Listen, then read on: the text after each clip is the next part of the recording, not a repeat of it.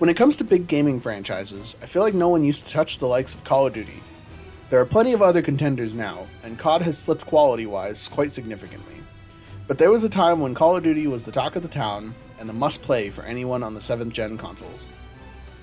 I've played plenty of multiplayer and zombies in the past, but the one side of COD I'd never experienced was the single-player campaigns. So in this video, I sought out to play the sometimes completely forgotten part of the franchise, looking to also play one game from each major era of COD, which worked out because I happen to already own the perfect trio of games for it, so let's get started. What better place to start my journey than on the first console release of the series? Working as a side story to the original Call of Duty, I actually think this game was so much fun. It's surprisingly clean for being one of the first games in the franchise. The biggest thing I loved about it, though, was the rumble on the DualShock. It was so incredibly satisfying to fire and feel the whole controller vibrate. The story was a standard setup for COD, especially for the era, but it's one of the first, so that's to be expected. When going into this video, Modern Warfare 2 was the one I was the most excited to try.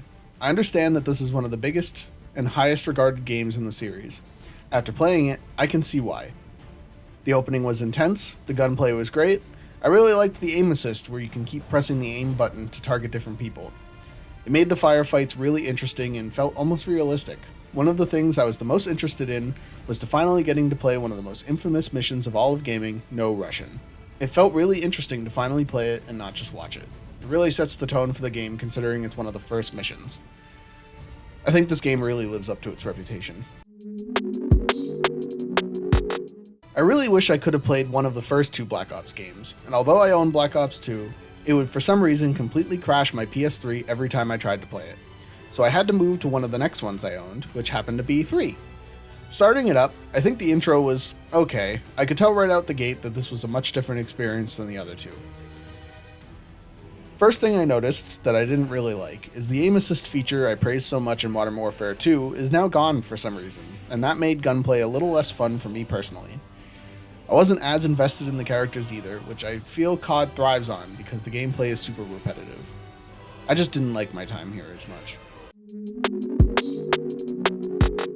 I can see why Call of Duty is considered more of a multiplayer game, although I will say that the campaign should not be completely ignored. In Modern Warfare 2 especially, I had a lot of fun and I think they did a good job making interesting characters to support a relatively boring setting and story, given that it's based on real-world events.